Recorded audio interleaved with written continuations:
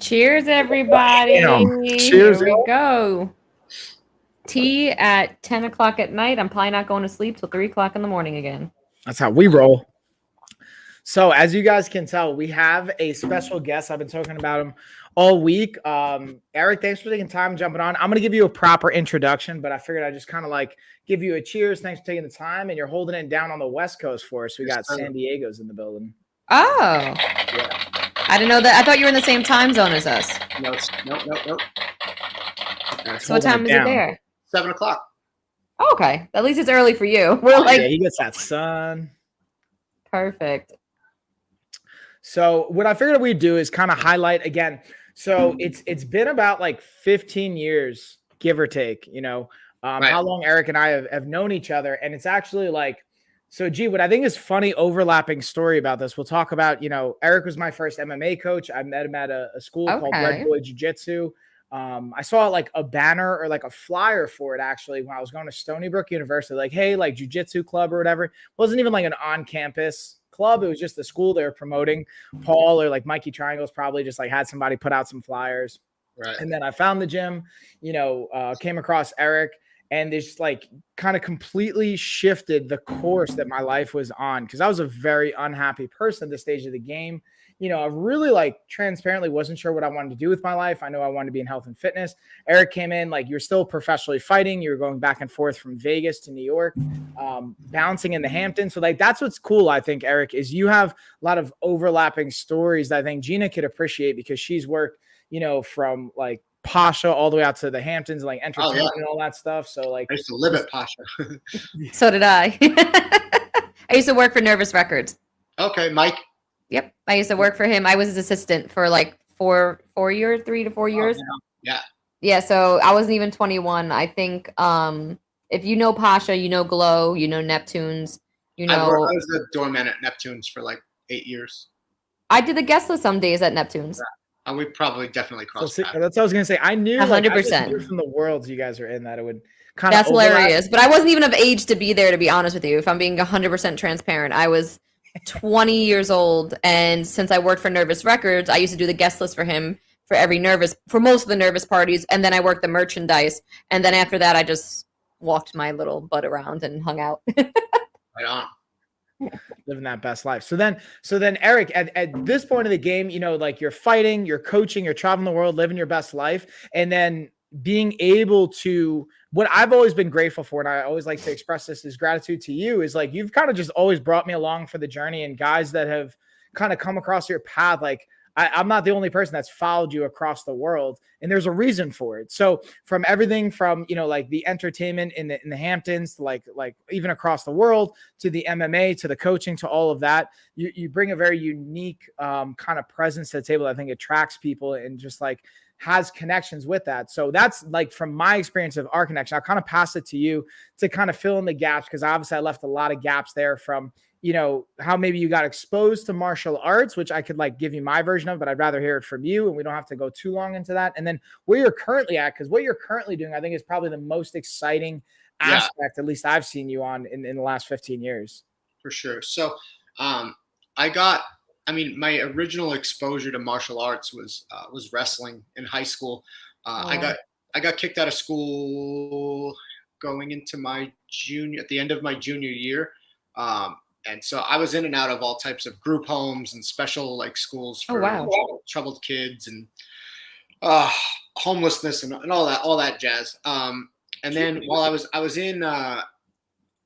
in a treatment facility, a long-term treatment facility for mentally ill drug abusers, and I had reached a state where, I guess what they call the re-entry phase, where they start kind of re-entering you back into the world. And so I would go on these runs. I knew like I wanted to continue wrestling, and I had these dreams of like one day fighting in the UFC, and like the UFC was not popular at this time. You're talking 99 to 2000 ish. Really? I feel like it was always popular. No? Or maybe I just don't remember. It was very fringe. Yeah, it was very fringe. And I would jog and I was do whatever I could do fitness wise there. And one day I was jogging and I saw a judo school.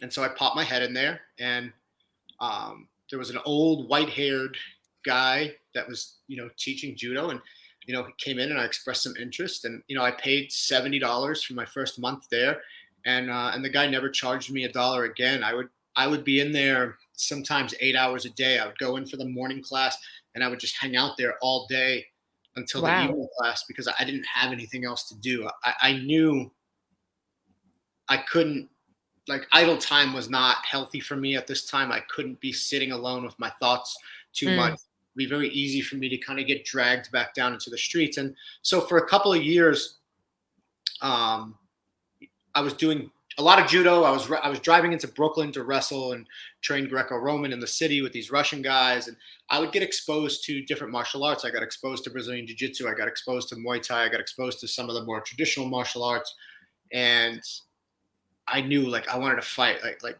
something about fighting was empowering to me. The idea of violence was very empowering to me, and I think it made me feel safe for me.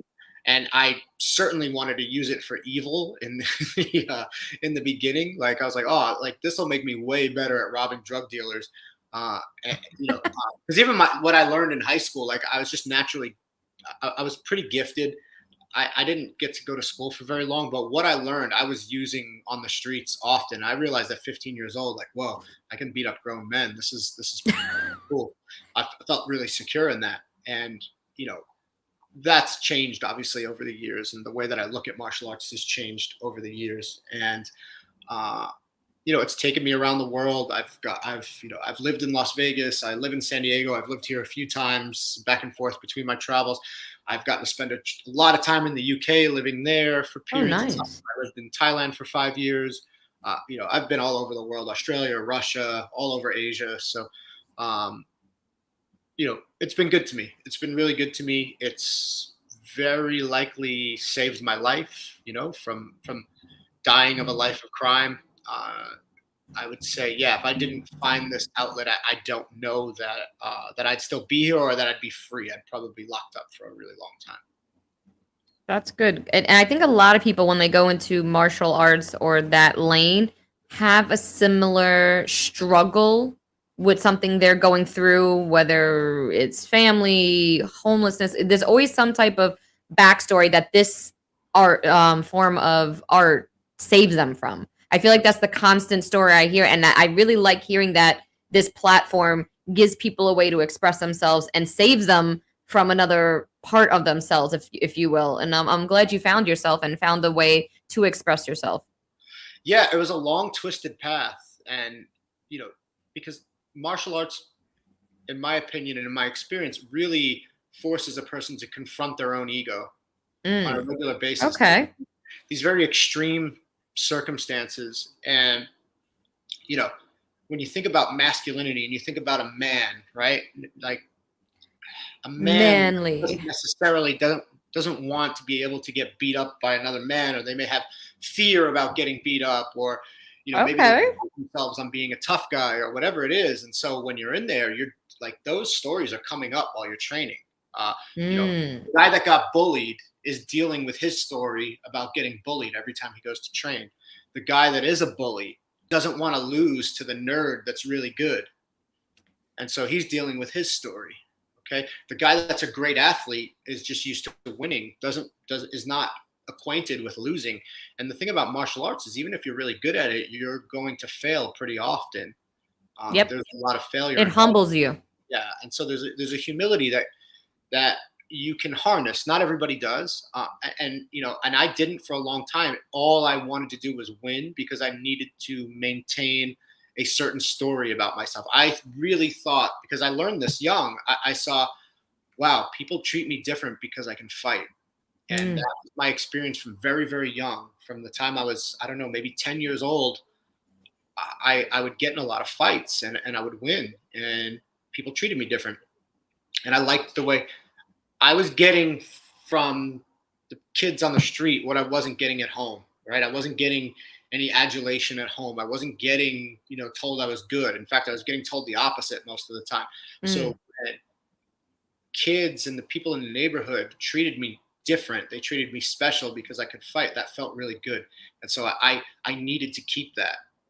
And so winning fights to me represented being loved and adored by people, and I would do anything to protect that. And so much so that it almost became pathological in the sense that it was started to hurt me, because I couldn't allow myself to experience the vulnerability that's necessary to truly grow and truly see your potential, right? So if someone really wants to see their potential, um, I believe it's really important. Like, I have to be vulnerable in training. And what I mean by vulnerable is go where I'm weak, right? Work on the things that I'm weak, work on the things that I'm scared of, go with the guys that challenge me in the gym, and so that I'm regularly being acquainted with that challenge. And, being athletically gifted, I could maneuver my training to where I was winning 99% of the time. But that doesn't always translate to the best results in competition. Okay. Yeah, and one of the things that I'm paraphrasing, you didn't say this word specifically, but it's like, again, a common theme, it seems like. And if you like, also guys, I highly recommend, if you're not following Eric on Instagram, we have his Instagram below as well. He also just got his Amazon channel approved, so make sure you check him out here. But he puts out great posts, like short story based posts. And again, I'm looking forward to when you have, more like content published, like in an author kind of dynamic, a book, and we'll see that obviously like different platforms. So I highly recommend you guys check that out. But validation seems to be a really important one, especially like you said, like, when you're younger and you're not seeing it or feeling validated at home, going out into the streets, going out into the boys, or like whatever's going on to feel that validation, like, oh, well, I identify validation with that, I'm going to do more of that and double down on that. And like, even like what's been crazy is to see you over the last, like, from my experience, 5 to 10 years, even seeing you when I saw you in Thailand, the person that you became, like, you're always evolving as a person, because who I saw 15 years ago, hopefully we all are, but like to you, it's such an interesting piece, because I feel like it's so I'm going to say taxing, for lack of a better term, maybe at times, like, because you're tearing down the ego and you're looking at all these things that can be easier to overlook. I wonder, not necessarily the fuel, but what helps when you go to those deep, dark places and you're really up against it? What helps you continuously take the next step? Or at least, has there been a consistent, or has that changed over time to let you take the next step? Sure. So as time has gone on, I mean, I've always had this. Firstly, I had the gift of being a drug addict that was going to die, right? And so I had to do some real serious work to not die from drugs and alcohol. I got sober when I was 23 years old. And this gift of desperation, of just not wanting to go back to or be whoever had to live that lifestyle, right? So whoever I was at that time, whatever tools I had, that guy had to do that. And so I'm like, all right, I need to do something different. I need to get to a place where I don't have to live that way.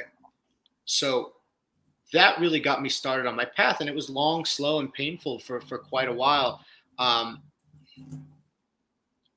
When I don't grow, I suffer, right? The version of me that exists over time, like, it wasn't working for me anymore, right? And so in that suffering, I realized it's me that needs to change, not my circumstances.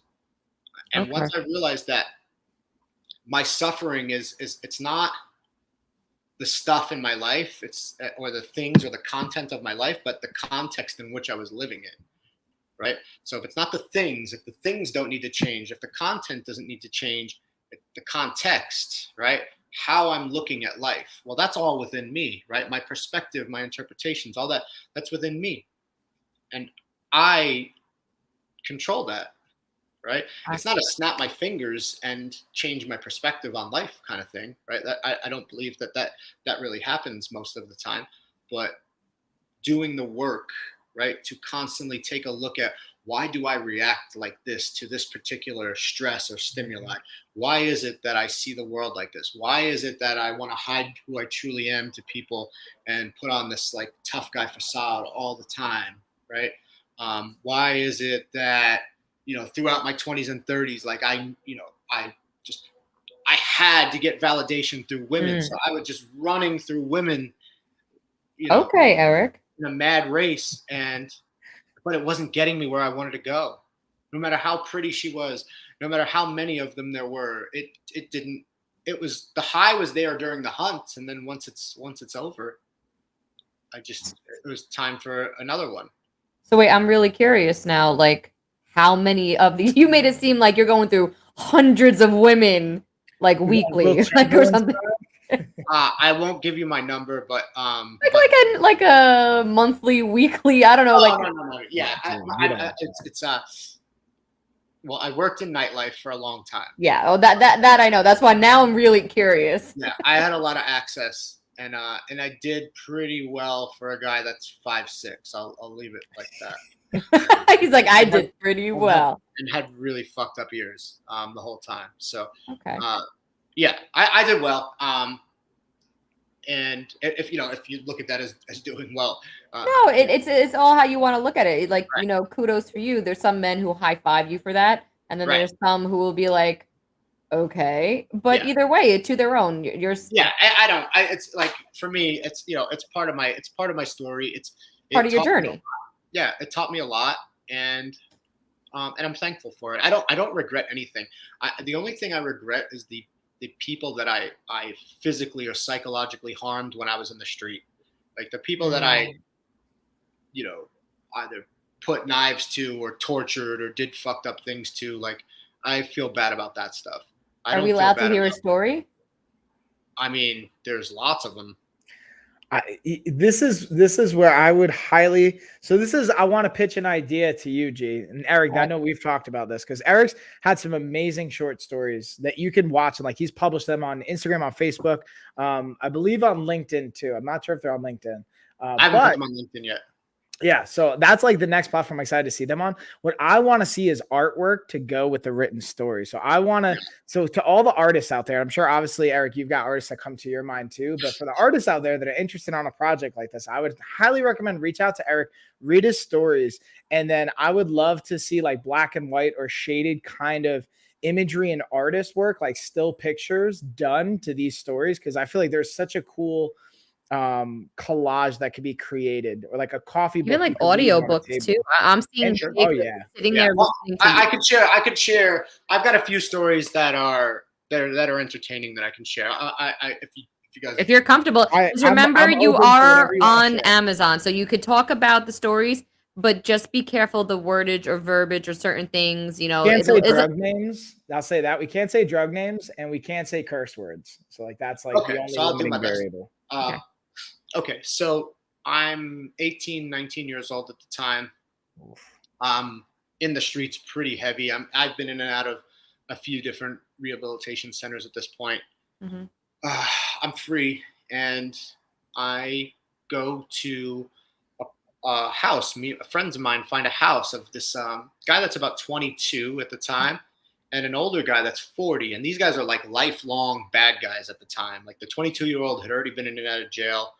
And the old guy was just weird. I think he was slightly schizophrenic. Mm-hmm. I I'd gotten to know them a little bit, and they gave me some money to get them some things, right? They wanted me to get them some substances, and so I said, okay, cool. I'll get it, and I'll let you guys know.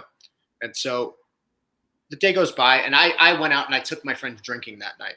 So me and my friends, we go out to, I think we went out to like Summers that night. This is how long ago it is. So we went out to Summers in the Hamptons. We got trashed, spent all the money, had a great time. There was actually somebody got stabbed that night and thrown over a balcony. And so, yeah, it was a pretty wild night. So I wake up the next day in a haze, call my friends, find out what happened. And so they tell me about, those events. And the guys that I had their money were throwing a little keg party that night. And so I'm like, I want to go to this party. Right. And I spent their money. Now I would do this all the time. I had done this. I would go smile in your face after having spent your money or kept your money or whatever. Wow. I was invincible at this point. Nothing could touch me. Okay. And so I go back and they're like, they're curious. Where's our, the things that we paid for? And so I said, don't worry, my friend's bringing it later on. Everything's going to be cool. Let's just relax and enjoy the party. So I start drinking. And at this point in my life, I thought nothing was funnier than humiliating people while I was drunk. Like this would make me laugh so hard. And so I start tearing ceiling fans out of the wall. I'm diving through the sheetrock. So there's like little stocky imprints of my body all throughout the walls. What? Diving through the sheetrock. I'm urinating on their television set. And then I went into their bedroom, one of the bedrooms, urinated on the bed, wiped myself with his t-shirt afterwards, and came out into the party. I called everybody into the living room and I said, everybody, I just want you to know I took their money and they're not getting nothing. And I just laughed at them like in like a Dr. Evil laugh. And so everybody's looking at like, what's wrong with this guy? And my friends are there. So they like half think it's hilarious and half are horrified. Like, oh, and shit. so the night goes on a little bit and they're like, yo, Eric, I think we should get out of here. And I'm like, no way. There's still half a keg left and there's girls here. I'm not going anywhere. Meanwhile, I'm so crazy. Like no girl is going to talk to me at this point. Like I'm out of my mind. Right? I have this delusion that somehow, right, one of them's going to, forego their own physical and mental safety and embark on this journey with you. Yeah. That didn't happen, safe to say. So I won't leave. And my friends are begging me to leave, and I won't leave. And so they can't force me to leave. And so I pass out on the couch of these guys that I just essentially robbed and destroyed their home. And so I wake up, I passed out, I blacked out, and I wake up to a metal baseball bat ringing off the front of my face. They both had bats, and they were teeing off on me pretty badly. I still have scars on my face. Knocked a couple of teeth out. Like my face was lip was hanging off my face. I was in pretty bad shape. And so I managed to like cover up. I woke up from the blackout after a couple of shots to the face, and I stumbled to my knees, and I somehow made it out to the street where they continued to beat me. And I never forget like being on my back and seeing this large guy, this guy, Paul, the older guy, he's a big guy, 6'2", 6'3", 250. And he was dancing over my body, like, ooh, making these weird noises.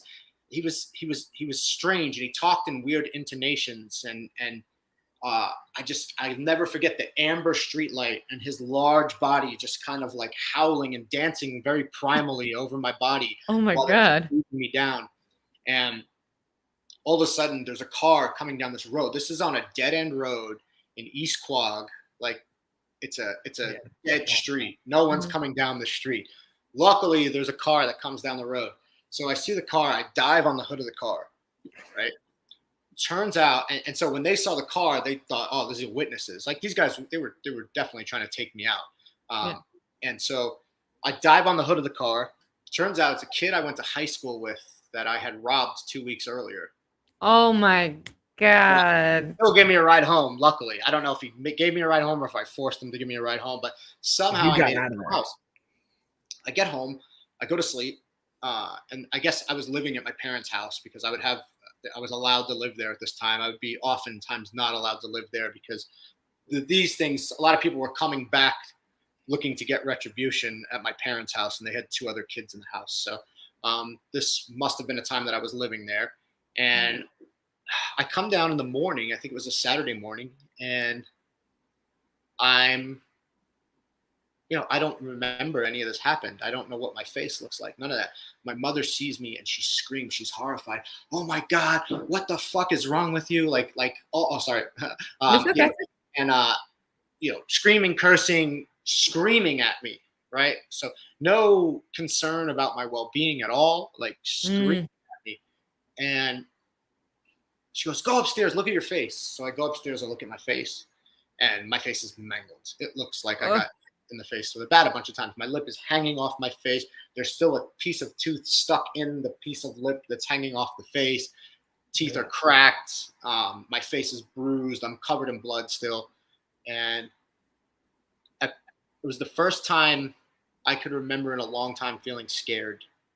And I didn't piece this together until much later, but my mom didn't even offer to take me to the hospital. I walked around like that for 3 days.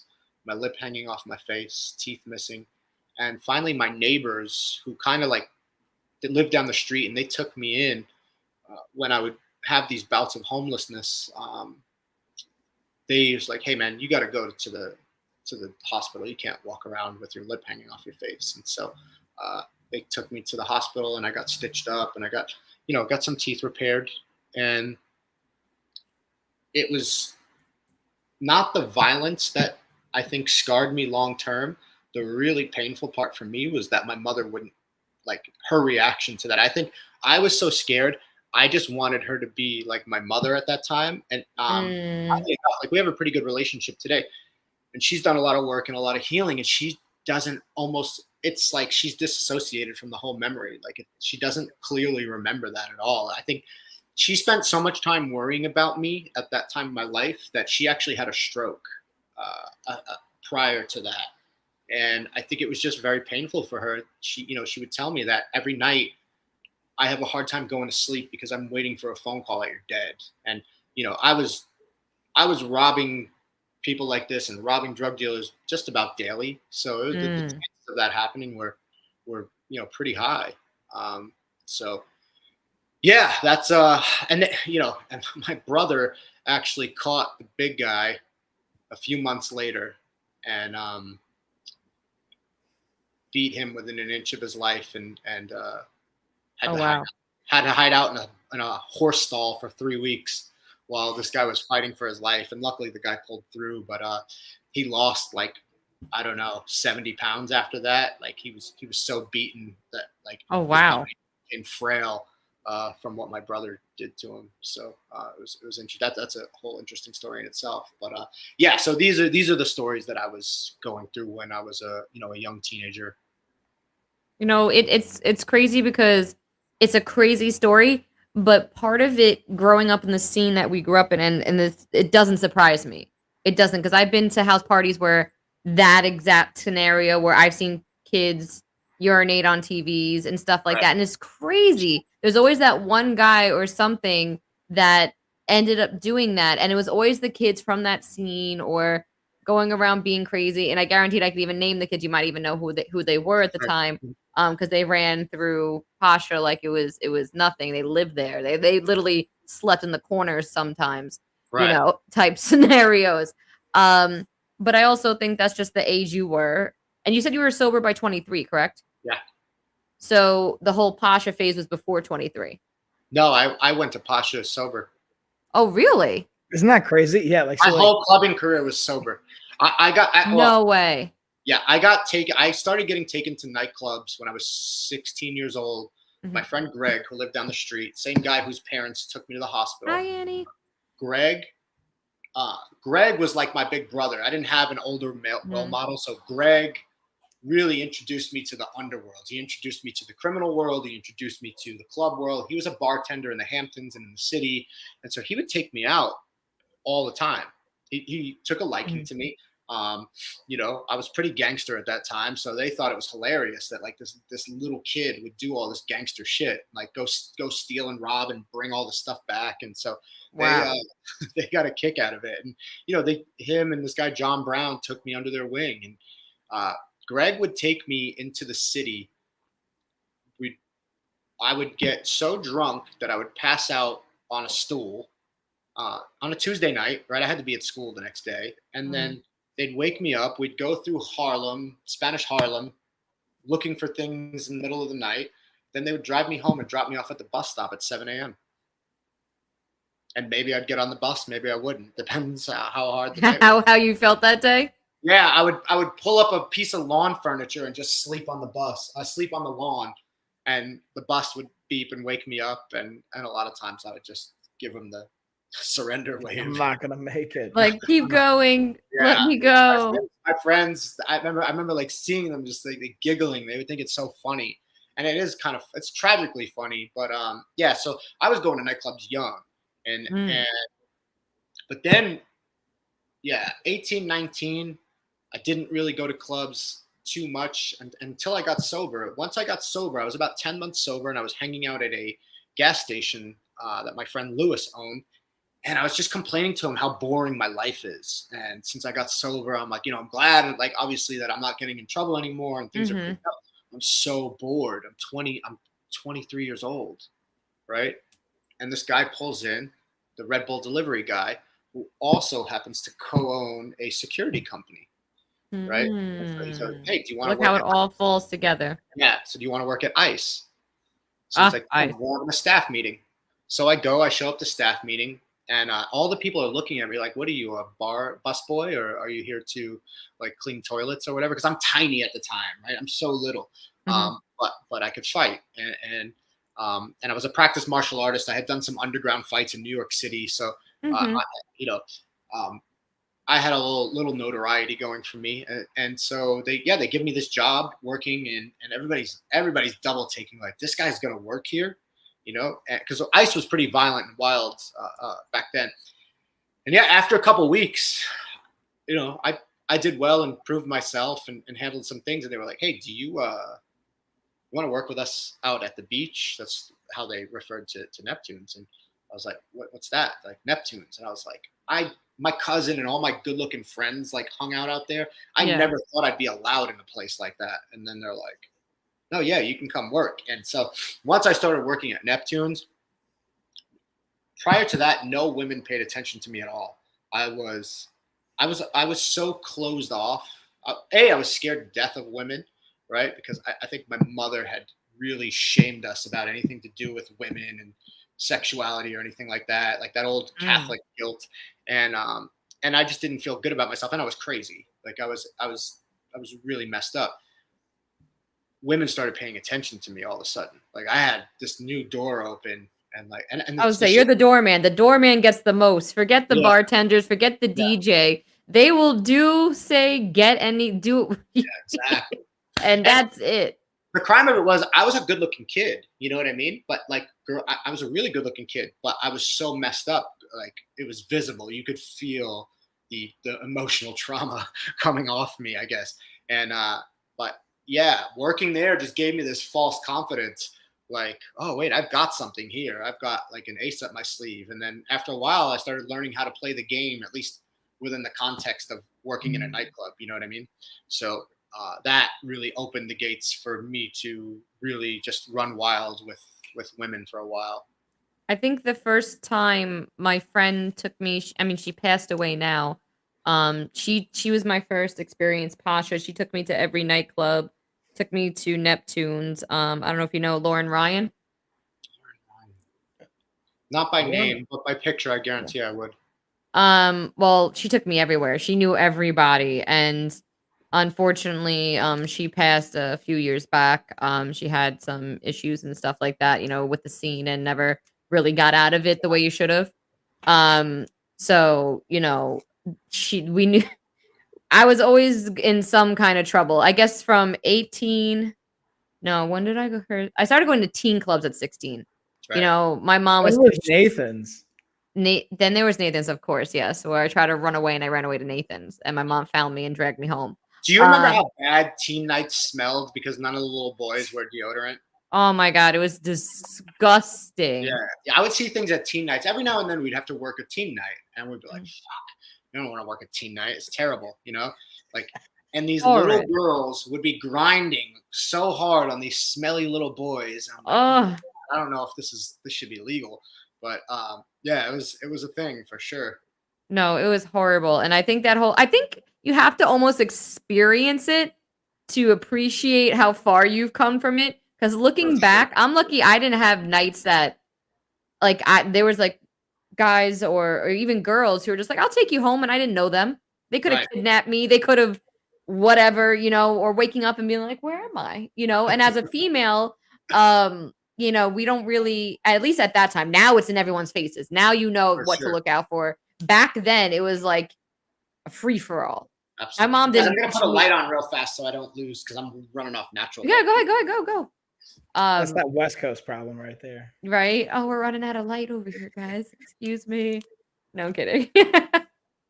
But guys, as we'll take a little break here, we want to say thank you so much for joining us. We see you guys talking in the chat. We had Christina Nietzsche before, Vicky. And guys, the products I have in my carousel are the microphones you see me using here. Mayono is a huge sponsor for me, and they give me all the podcasting equipment. So I just want to give them a shout out.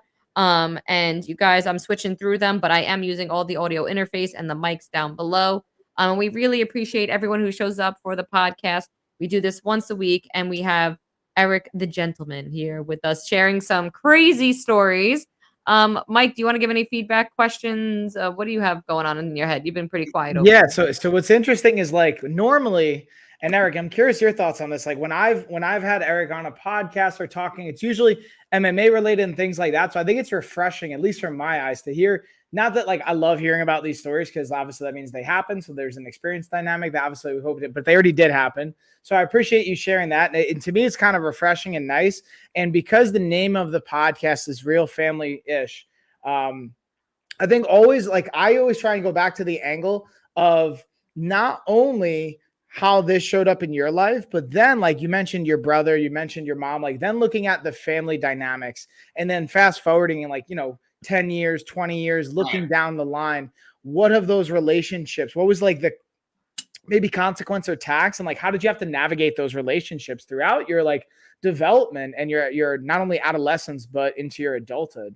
No, sure. That's a great question. So firstly, like addiction and that type of antisocial behavior affects so many people. Like the ripple affects so many people. Oh yeah. My mother, like I said, had a stroke. I physically assaulted my father when I was 15 and beat him so badly that he slept with a bat under his bed for the rest of the time that I was in the house, which was not much longer. And him and I spent years like we would be in the same proximity. And Wait, this is at 15 years old you beat up your father? Yeah. So when did you start doing and starting substance abuse, like whether alcohol or anything? 13. Really? Yeah, and it was like instant for me. When the first drink I had, I drank, I smoked, and I said, "This is it. This is magic stuff." I'm not worried about how I look. Like it took all the self-consciousness away. It took all the analyzing away. It took all the feelings that I'm not good enough or I'm not cool or how should I look in front of these. I didn't care at that point. Okay. I could settle into myself and I said, I'm going to do this as often as possible. Wow. Right. I felt okay. I felt okay in my skin. And in most of my life, I didn't feel okay in my skin, but I didn't have the emotional intelligence to communicate that at the time. Right. I didn't know that I was extremely unhappy, uncomfortable, that there was a lot of emotional trauma going on. I had no idea. Right. I just knew this stuff is magic. And so the second time that I got access to it, I was smoking angel dust like the second time I got, and it wasn't like, oh, maybe I shouldn't do this. I was like, yeah, give me that. How old was this? It's 13.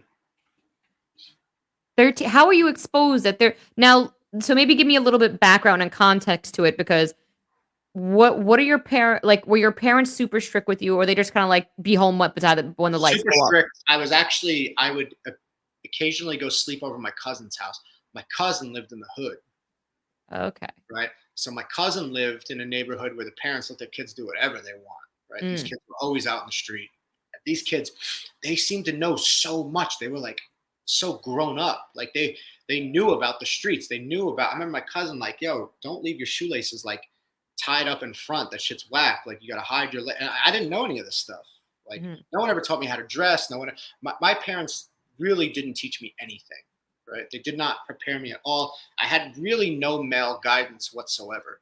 So I was enamored by these kids, like how just adult they felt. And so, yeah, when I would go with them, it was time to get lit. And then after like a couple times doing it with my cousin and them, I started seeking it out from the older people in my neighborhood. Right. And so if I would go around the corner, there was, I lived on like a middle class, like average middle class, like white block. But if I turned the corner, it was hood. There was a crack dealer on the corner, right? It was very mixed. And where is this? What town did you grow up in? It was out in East Mauritius. Is that where is that? Eastern Long Island. Out east. Oh, okay. Okay. So so very mixed racially around the corner, Puerto Ricans, black kids. There was prostitution. There was all kinds of wild shit going on just around the corner. And couple of guys that lived down the street that were a few years older than me, they were mixed up in some stuff. And so they started, I would always just watch how they moved. And I was curious and I was enamored by how fearless they seemed and how cool they were. especially like the big name dealers that would ride around. You'd find out who's who, and there was like these neighborhood legends, and I was like, I'm gonna be those guys when I grow up. Mm. I'm gonna be one of them. I'm gonna be because they're not scared of anybody, and I was scared to death. So now, where are your parents at this point? When are they starting to notice something's going on? Are they? I'm having behavioral problems since fourth grade, like third grade probably. By the time I was in fifth grade, I had been in 50 street fights, and I would keep count because I would keep meticulous track of my street fights. I would intentionally go out and try to get in a few in a day sometimes if I could, because I was running off this idea. Because I had no male guidance, what I did have was 80s action movies, right? And what do you learn in 80s action movies? That if you have no feelings, you kick ass, and then you get the girl at the end. Basically, that is literally every single 80s movie. If you don't mind, if you're comfortable saying, are you comfortable saying how old you are? I'm 41. Oh, okay. I thought you were younger. Okay. Yeah. No, I'm an old man. No, they're not an old man, but I for some reason I'm thinking we're running in the same. When I say running in the same circle, I'm 32, so I'm thinking like. No, yeah, I'm a bit older. So I was okay.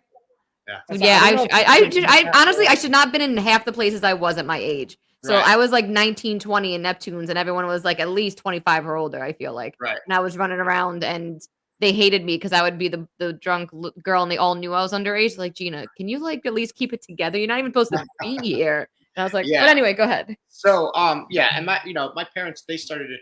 Because, I was out of hand. I was out of control. But like, no one knew about emotional trauma at then, or they just thought this is a bad kid.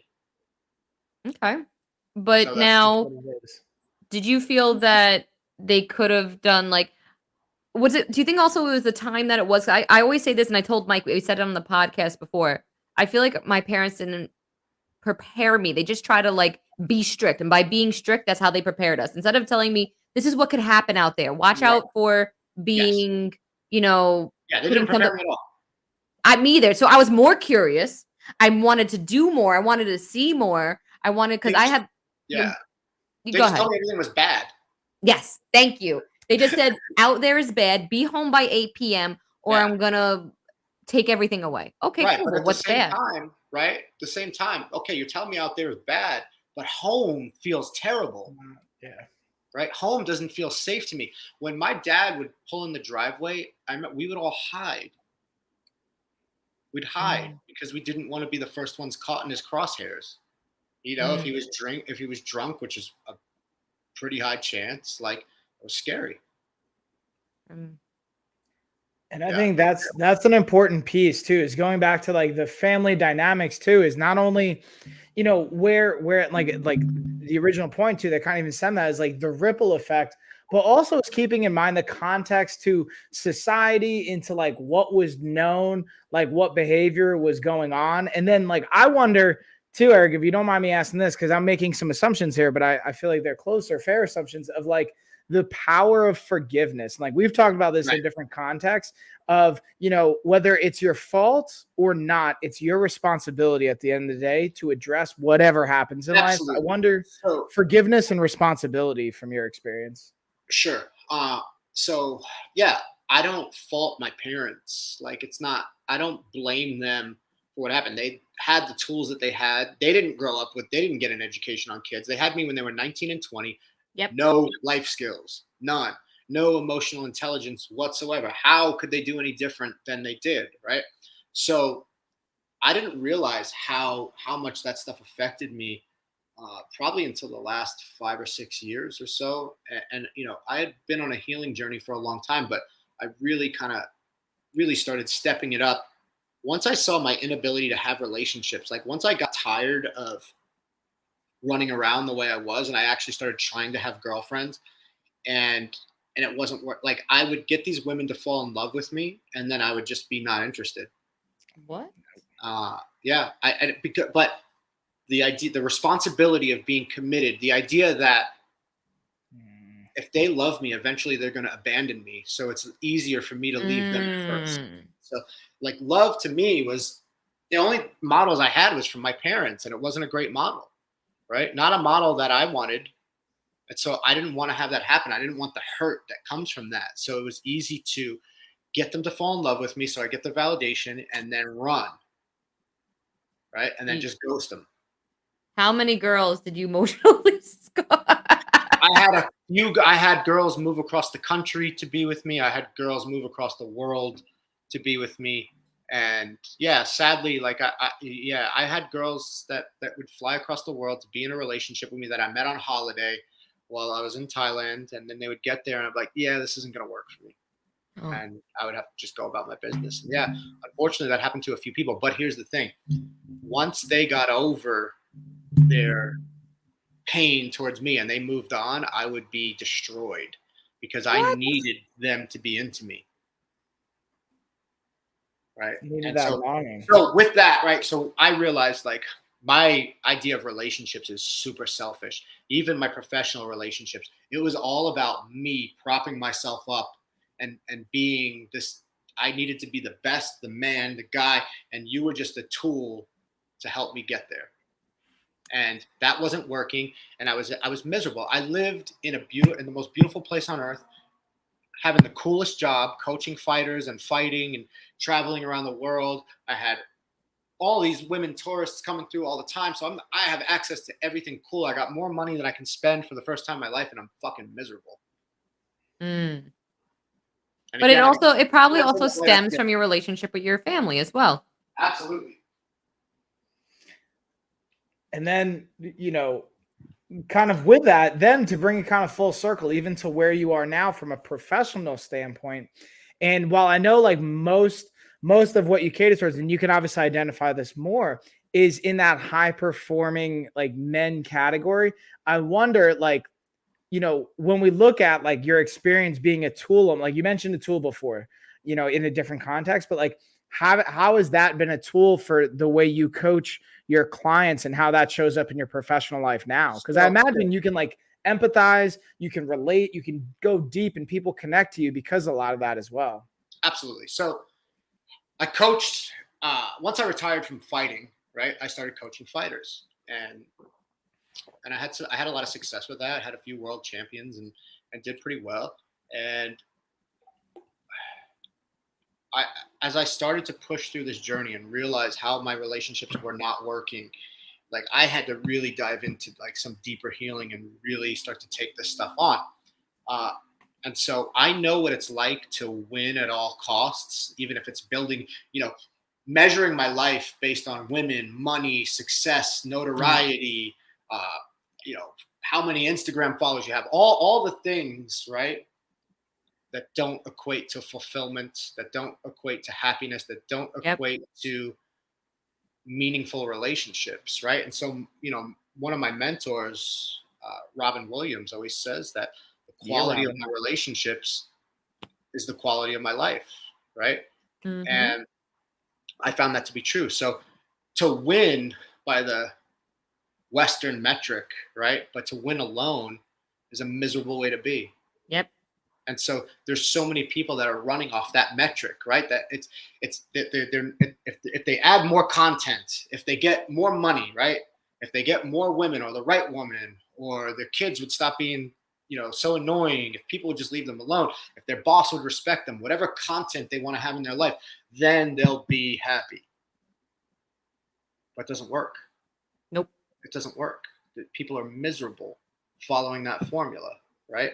So I know what that's like, but I know what it's like to get free of that. I know what it's like to realize, like, okay, what's missing is relationships in my life. What's missing is how I show up for other people. What's missing is service in my life. What's missing is my outward focus. I'm so focused on me and my survival and how I look and what people are going to think about me, and do they believe the story that I'm giving them? And so I'm constantly in this state of anxiety and fear. And so I know there's a lot of people living like that, right? They're high performers and they're miserable, right? I have friends that are super high performers in a lot of different areas of life, and I've seen them be miserable, but I've also seen them find a way out of it, right? And so the key is recognizing, okay, it's the context in which I'm living my life.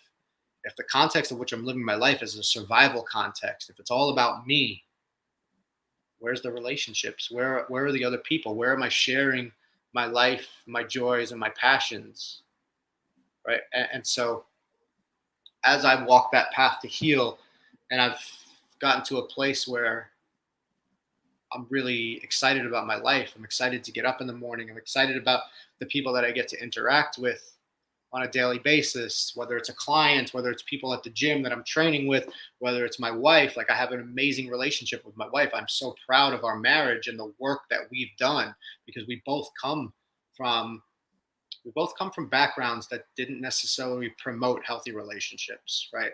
And so we've both had to do so much work, but we've got to see, like, we've gotten to understand what makes a relationship work, what healthy communication is, how to take personal responsibility for our relationship, each of us taking 100%, not 50-50. So Yeah, can you elaborate just really quick? Because I want to say you posted this on a story the other day or earlier in the week. And it's the idea of like a relationship's not 50-50, it's 100-100. And I thought that was a really like important, just kind of way to frame it. And then also I want to give a shout out to Azima, because you know, the way I look at it, and Eric, you can speak to this more, and she obviously can the most, but like, you know, she empowers women, you know, in their body and in their minds, and in this type of training and the work that she does. So to see both of you guys in a relationship to also transforms lives, I think is a really powerful dynamic. But I'm curious to, like, if you could elaborate just a little bit more on the idea of like not going in 50-50 in a relationship, but 100%, 100%. Sure. Well, okay, so I'll give you guys a quick example. And I wrote about this a bit on one of my most recent Instagram posts, and the engagement that I got and the DMs that I got after this were really touching.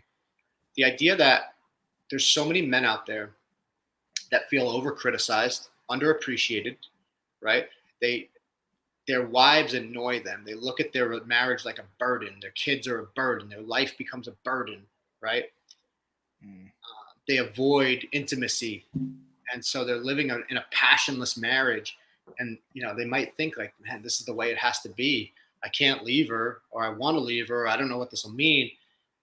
And you know, and they're afraid to communicate this. They don't know how to communicate this to their wife, right?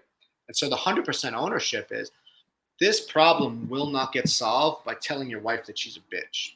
It will not get solved by telling her all the things that she makes you feel, right? It starts with taking a look at your own reactions. Why do I feel like this, right? Like, how could I communicate this in a way, right? The things that are going on for me in a way where I take 100% ownership, because they're my interpretations, right? And it doesn't mean that your feelings aren't valid, right? That your hurt feelings aren't valid. But when you say, you're a fucking bitch, you make me feel like this, or stop criticizing me, right? So making the other person wrong is a great way to not have any type of resolution happen at all. Right? And that's the first thing we want to do, is blame, right? So I'm unhappy because of the way you talk to me, so I'm going to start blaming, right? Instead of getting vulnerable, okay, and showing your wife how you actually feel. So it's easy to say that in anger, right? And like in an accusatory way. What if you said, you know, babe, I love you, right? And I really want our marriage to work. Can I tell you how I'm feeling when this happens? Not like, because you did this to me, this is how I feel, right? But taking ownership, when this happens, this is what I'm experiencing, right? When I feel criticized, right, I don't feel like a man. I feel emasculated. I feel like it hurts my feelings. I feel X, Y, and Z. Yeah, right? So taking ownership of what you feel, right? Taking ownership of how you're experiencing her communication, not blaming, right? Or making her wrong. That's never going to work. That's never going to work.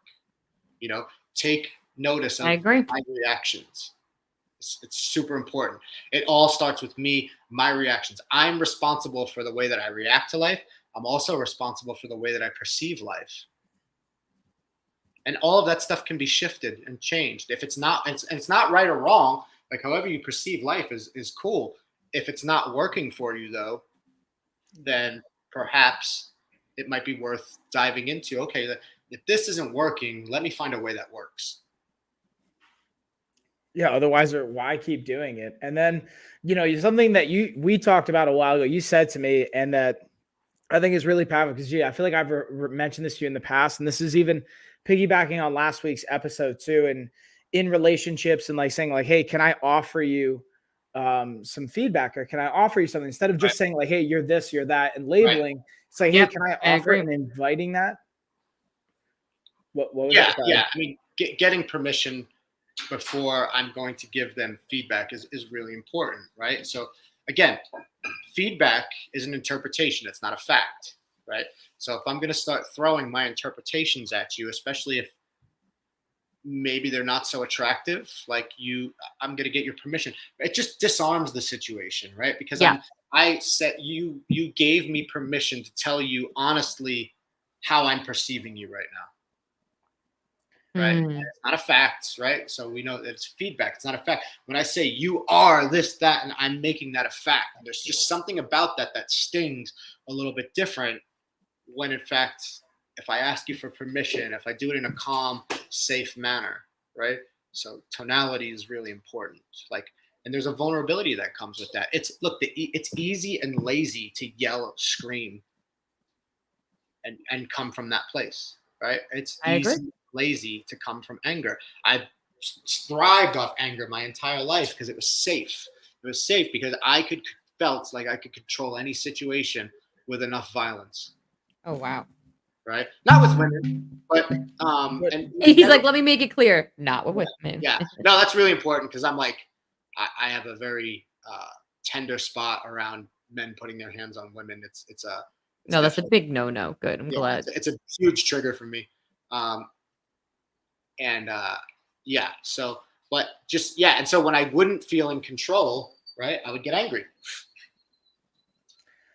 I can't. And then you kind of alluded to this, Eric, and this is something that, like, from our prior conversations, like, vulnerability is and this is a Brene Brown, right? Like, kind of like takeaway is vulnerability is the first thing I want to see in you and the last thing I want to bring to the table, right? It's the last thing I want. Talking to a client today, and he's telling me that he doesn't really have a lot of friends, and that he meets with some of the people in the neighborhood, and he's constantly judging himself. They went to better schools, they went to this, they went to that, and I said to him, well, do you see how you're already judging yourself? Like, you're already inward focused, right? So you're already trying to prepare the package of who you want them to see instead of being yourself, right? What if you were just who you were, who you wanted to be in that moment, how you wanted to express yourself, right? And it's like, of course these things don't feel good, right? Of course these relationships don't feel fulfilling because you're not being who you are. You're being a package.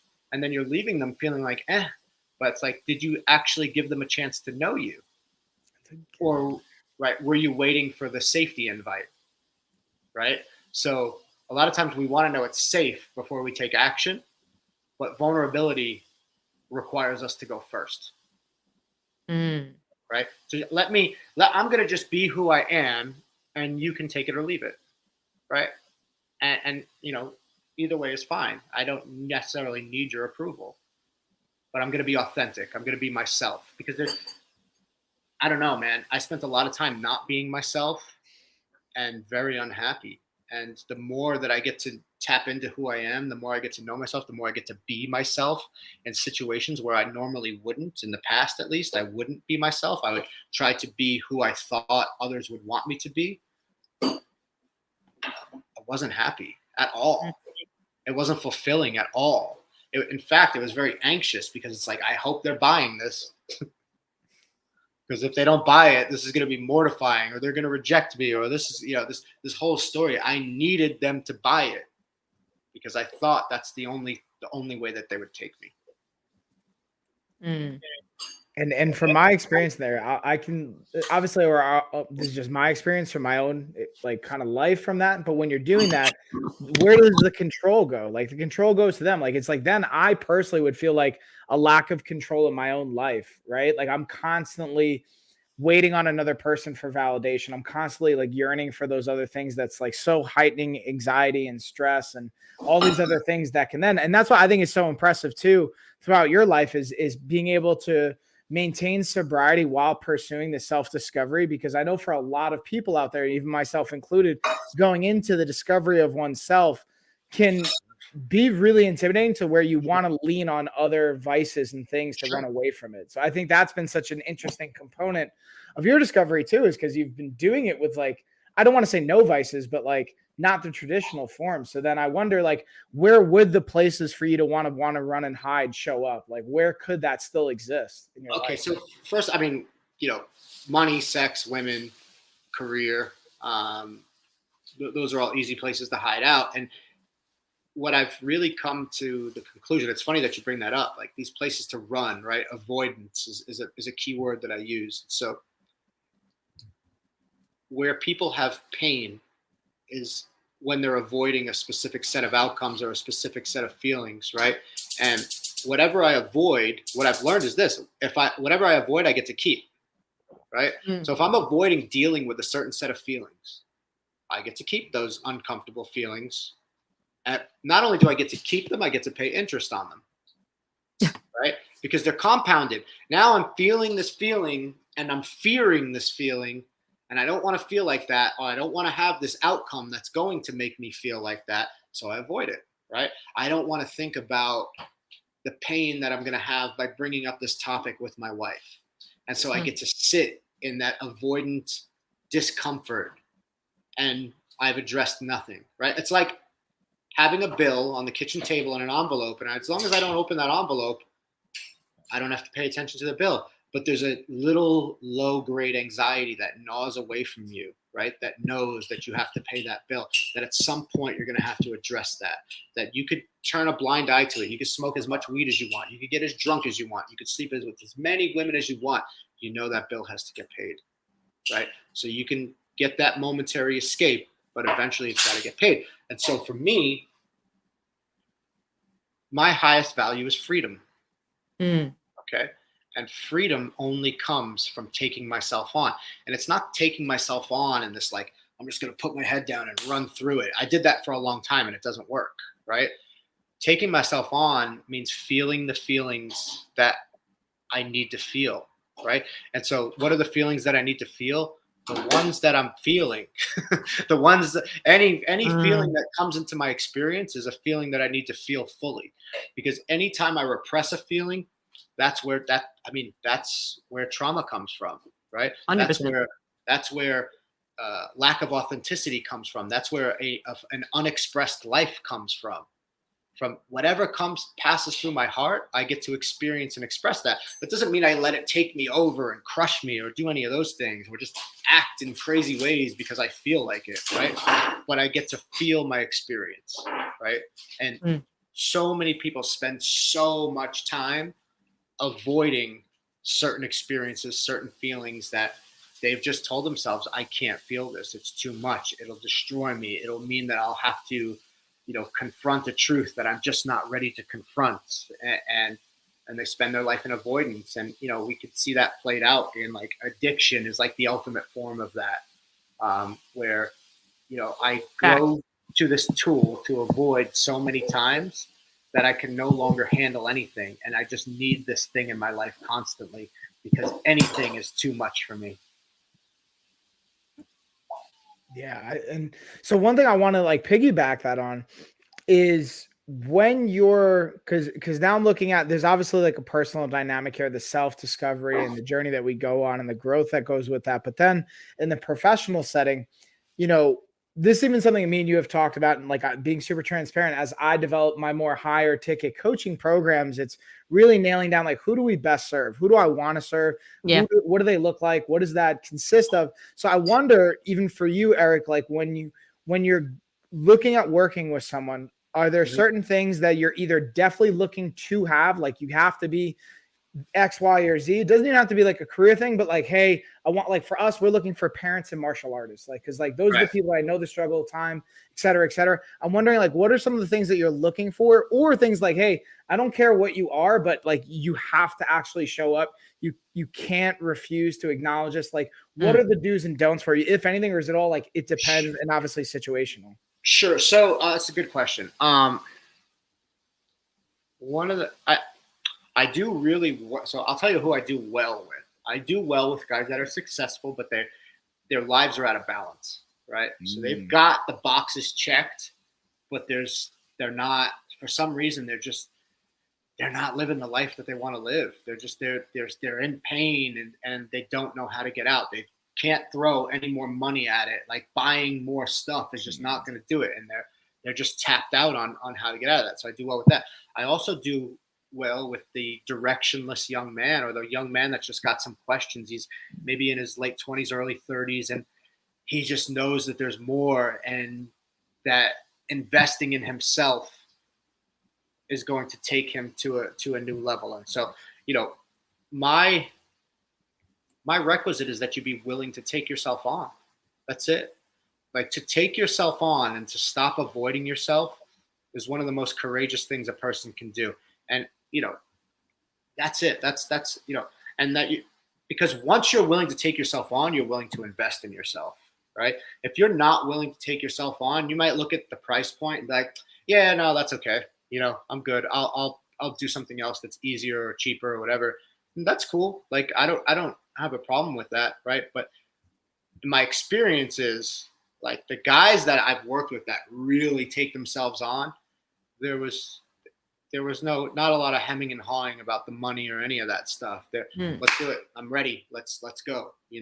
And these are guys that are just ready to create some change in their life, and all they need is a map that matches the territory. You know what I mean? So if they're working with a map that says, get more of this, more of that, more of that, that map is not going to take you where you're trying to go. Right. And so what I get to do with them is, first support them in understanding where it is they want to go. Like, get this person clarity, right? If they have clarity, now they know where they want to go. Now we can get there. If you don't know where you want to go, if you don't know what's not working, how are we going to get there, right? So we get real clear. Let's get clear. Like clarity is a powerful thing, man. Clarity is created from purpose. So, like, once you have clarity on what your purpose is and where you want to go, that's exciting. It's empowering. It's like, okay, now here's the roadmap. This is the map that's going to get us there. The old map, you were using that to try to get here, but that's not the map. That's a map to somewhere else, right? That's a map to the results that you've gotten that you don't like. Yeah. Okay. So let's use a map that's going to be appropriate, that matches the territory that we're working in. That totally makes sense. And it's like, I think how you kind of said is like, does this match the terrain, right? Like, is this match where we want to go? Yeah. Otherwise, you could have your tires spinning and the pedometer says you're going 100 miles an hour, but you're really sitting in mud going nowhere.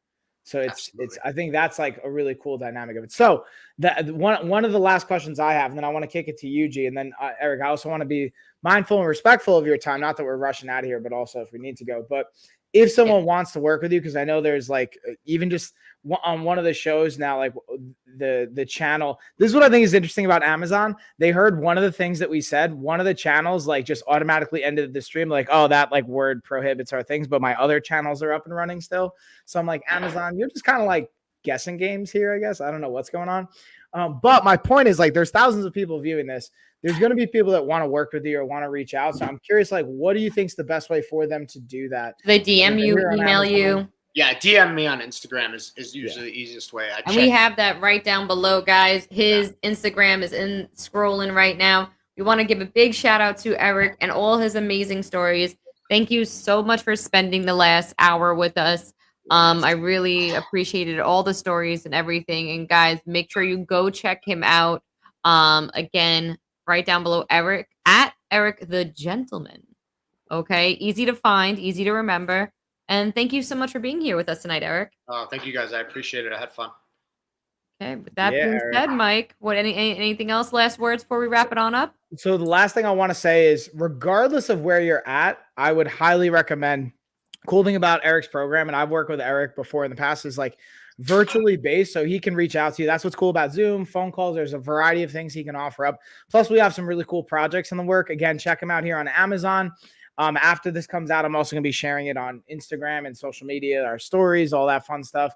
So stay in touch. We'll tag you, Eric, and just like, again, appreciate you taking the time and coming on, man. Absolutely. No, it's my pleasure. It was fun. We'll do this again.